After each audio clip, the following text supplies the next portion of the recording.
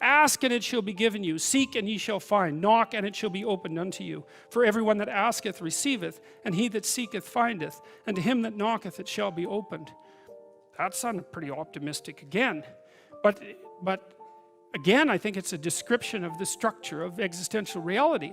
And by which I mean, when I'm in my clinical practice and I observe, and this is also the case with my students, is let's say, people's lives aren't what they would like them to be.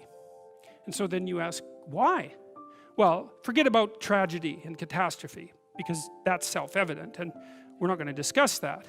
Although the degree to which you bring about your own tragedy is always indeterminate. But I would never say that every terrible thing that is visited on a person is something they deserved.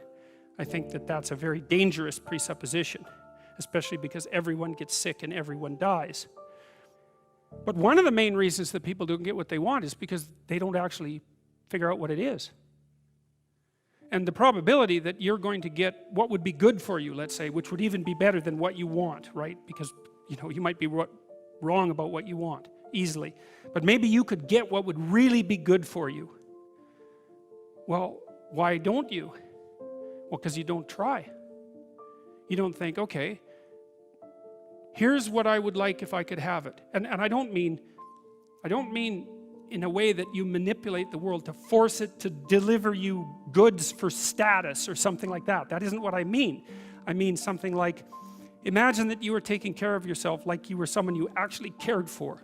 And then you thought, okay, I'm caring for this person. I would like things to go as well for them as possible. What would their life have to be like in order for that to be the case? Well, people don't do that. They don't sit down and think, all right, let's figure it out. You've got a life. It's hard, obviously. It's like 3 years from now, you can have what you need. You got to be careful about it. You can't have everything. You can have what would be good for you, but you have to figure out what it is, and then you have to aim at it. Well, my experience with people has been if they figure out what it is that would be good for them, and then they aim at it, then they get it. And it's strange because it's a strange thing. It's not quite that simple because, you may formulate an idea about what would be good for you, and then you take 10 steps towards that, and you find out that your formulation was a bit off, and so you have to reformulate your goal. So you're kind of going like this as you move towards the goal. But a huge part of the reason that people fail is because they don't ever set up the criteria for success.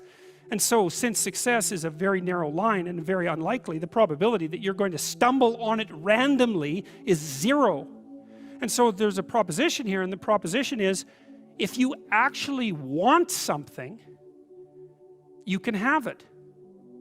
Now the question then would be, well, what do you mean by actually want? And the answer is that you reorient your life in every possible way to make the probability that will occur as certain as possible. And that's a sacrificial idea, right? It's like, you don't get everything. Obviously. But maybe you can have what you need. And maybe all you have to do to get it is ask. But asking isn't a whim or today's wish. It's like, you have to be deadly serious about it. You have to think, okay, like I'm taking stock of myself. And if I was going to live properly in the world and I was going to set myself up such that being would justify itself in my estimation, and I don't mean as a harsh judge, exactly what is it that I would aim at? Well, one of the things I've found is that in test of this theory, let's say, you could try this. This is a form of prayer, knocking. Sit on your bed one day and ask yourself,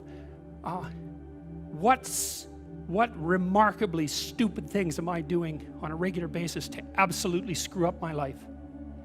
And if you actually ask that question, but you have to want to know the answer, right? Because that's actually what asking the question means. It doesn't mean just mouthing the words. It means you have to decide that you want to know. You'll figure that's out so fast it'll make your hair curl.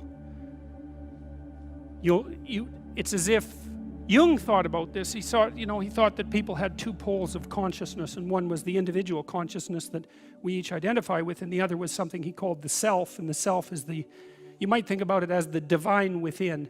That's close enough approximation. It's the universal part of your consciousness. It's your conscience.